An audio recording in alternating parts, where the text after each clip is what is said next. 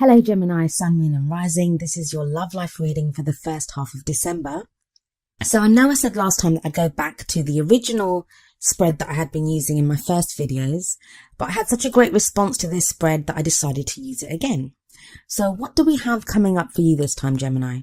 Well, your overriding energy is the King of Swords. The King of Swords is very much your own energy.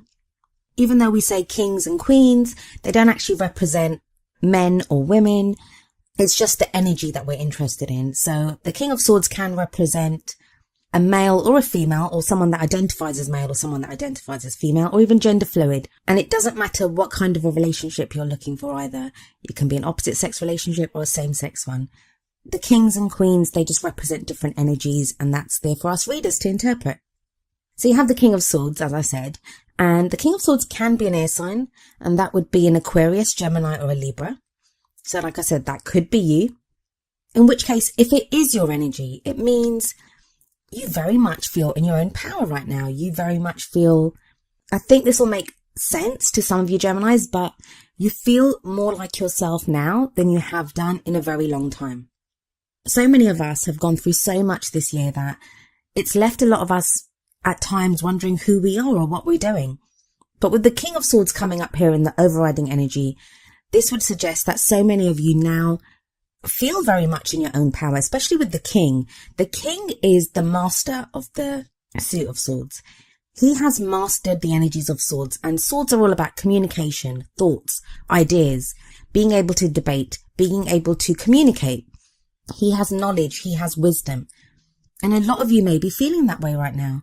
You may not know exactly what you have knowledge and wisdom about, but you do feel like you know more now, and you're more confident in what you know than you did even a couple of weeks ago. If this isn't you, if it could be that you're dealing with another air sign, like I said, that's an Aquarius, Gemini or a Libra. All those qualities may apply to that person, that's what they come across as. But the other thing that can come across here sometimes when we're dealing with swords, even if it's not someone of that element, even if it's not an air sign, this could be someone that comes across as rather cold. You may try to express an emotion to them and you're not really getting anything back from them. But even then, I think with the King of Swords energy here, you're in a much better position to be able to deal with someone like that. Although I think for the majority of Geminis, this is going to be your energy, that you are back in your own power. Now, the card that comes up at the center of your reading is the Devil. This is the card of addiction. It can refer to literal addiction, like being addicted to some kind of substance like alcohol or drugs or even porn or sex. It can be an addiction to a bad relationship or just to ways of thinking and behaving. But it's when we cling to something that is not good for us, and we know it's not good for us, but we're unable to let it go, like an addiction. It can be that this is you that's having to deal with some sort of addiction, that you're addicted to some substance or pattern of behavior or a relationship, or someone that you're having to deal with is going through that they may be addicted to something. If the original King of Swords energy is your energy, Gemini, then I do think that this Devil energy is something that you're going to be working through in this period, or you may even already be working through it, and that's the energy that you bring into the beginning of December. Because the Devil doesn't just show addiction, it shows freedom from addiction. The message from the Devil is only those things that we allow to hold us back will hold us back, that we have the power to unchain ourselves, to unshackle ourselves at any time. And I kind of feel like that's what you're going through at the moment, Gemini, that you've been unshackling yourself. You've been trying to change the way you think. You've been trying to change the things that you're addicted to. And I hate to keep using that word, but you get what I mean. Like those things that have been holding you back, you are now freeing yourself from that. And the King of Swords would be the perfect person to do this because he's very mind over matter. So bringing this to, like, that's a very kind of general life statement there, but bringing it to love life, that would mean if you're in a relationship, it may be now time to deal with things holding you back. If you're in a relationship, either you or your partner, something may be holding you guys back from connecting or from the relationship progressing forward. It might be time to deal with that. If you're single, you may decide to tackle those things that have been keeping you single. If you're dating and that relationship doesn't seem to be going anywhere, again, you would be dealing with those things that are preventing you from moving forward. So the devil isn't always a bad card. I know people look at it and they're like, oh my God, it's a toxic presence. In a reading, the devil isn't always, well, not for me anyway. I don't always see the devil as a bad card. I mean, what do they say? The first step of dealing with any addiction is admitting you have an addiction. And that's kind of the energy of the devil. The first step of freeing yourself from whatever it is, from anything that's holding you back, from anything that's got you shackled, is admitting it. And when the devil shows up, that is, you realize it and you know that's what the problem is. You know right now what's been holding you back. And that's a huge step for you, because if we look at the past energy, we have the Seven of Wands. Seven of Wands is this one guy standing in this doorway and he has all these wands kind of facing him, but he's not backing off. He's standing there, even though he has like weapons coming at him from every angle. He's standing his ground and he's ready to fight.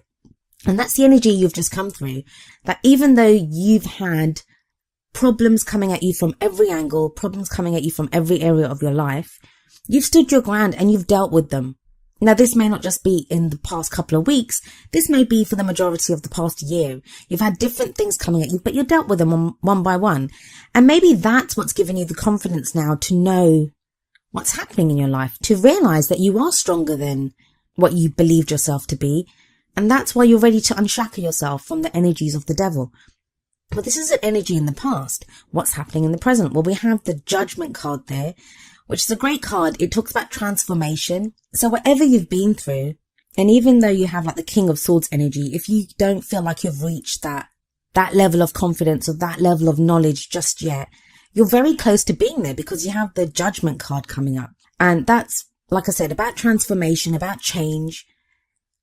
It's about looking back over the past, and that's not always the easiest thing to do, but looking back over everything that you've been through, forgiving those people that need to be forgiven, and oftentimes forgiving ourselves, because sometimes we need to forgive ourselves, learning the lessons that need to be learned, drawing a line under it, and then moving forward from there. And that whole process changes us. Now, sometimes the Judgment card can indicate someone coming back from the past.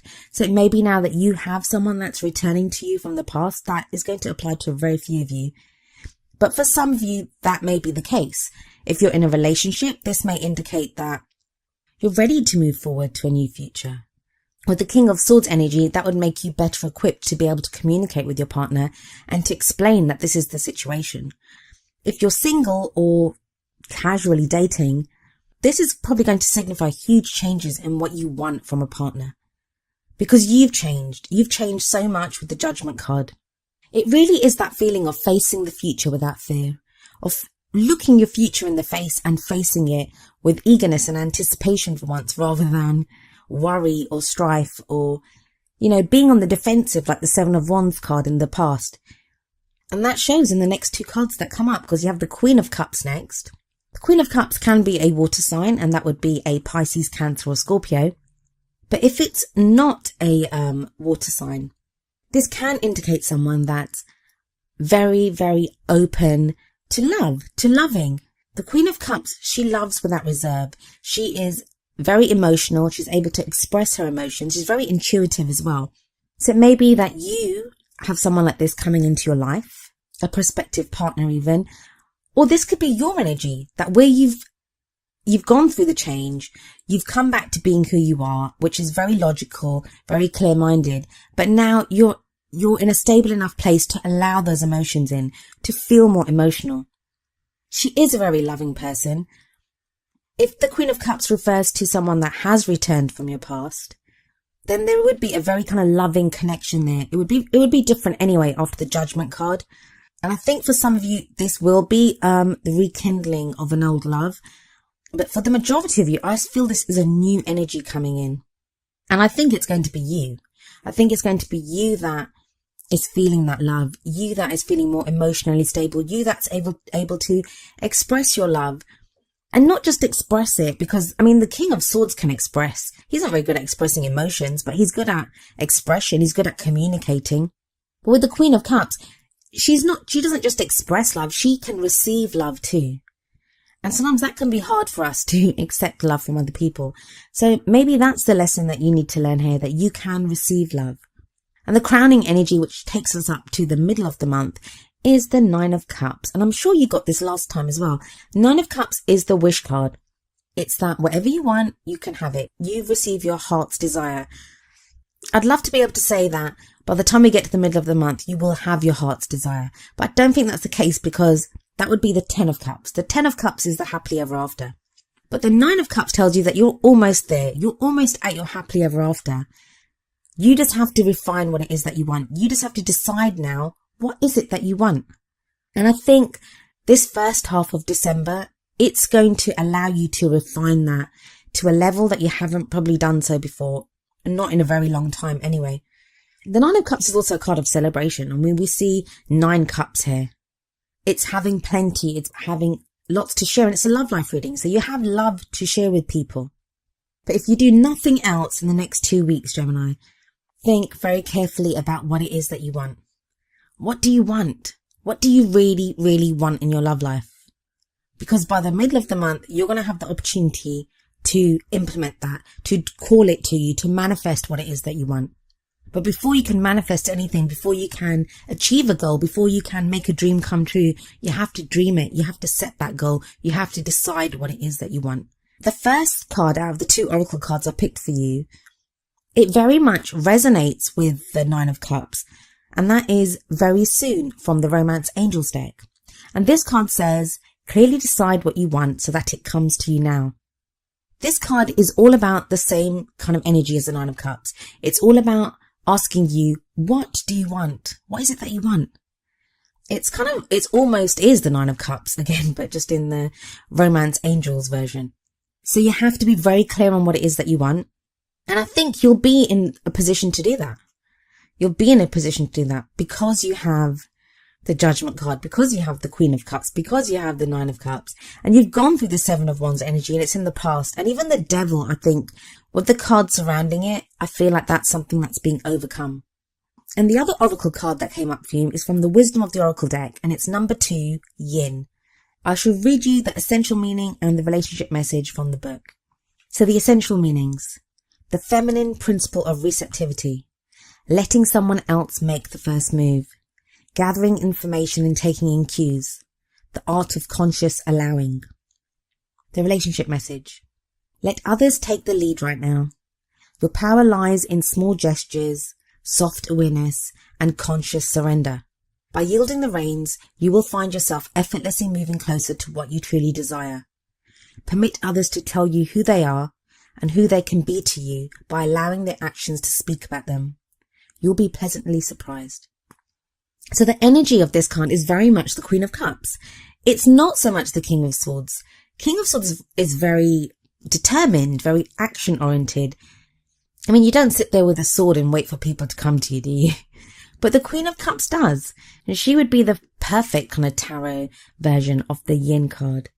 I guess what this would mean for you is that if you're in a relationship, I'm going to kind of sum up everything here, like especially the 2 oracle cards at the end.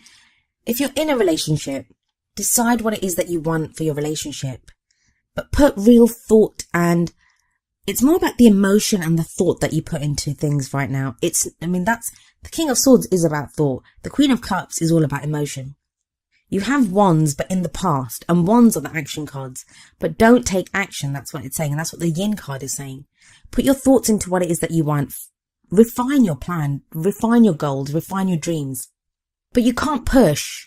There's nothing that you can force to happen at this time. You don't need to. You will move towards where it is that you need to be through the alignment of your emotions and your thoughts.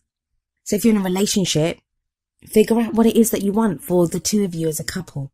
If you're single, what is it that you want from a prospective partner? Who do you want to be in your life? If you're trying to get back with someone, or if you're kind of interested in someone, the same would apply there as well. What do you like about them? What do you foresee for the 2 of you in the future? It's a very different reading for you this time, Gemini. I wasn't expecting that because you guys have had a bit of a tricky time of things. And I know I say that to everyone because so many of us have. So many of us have had such a tricky time. But yeah, that was quite nice, quite pleasant actually for once for you guys.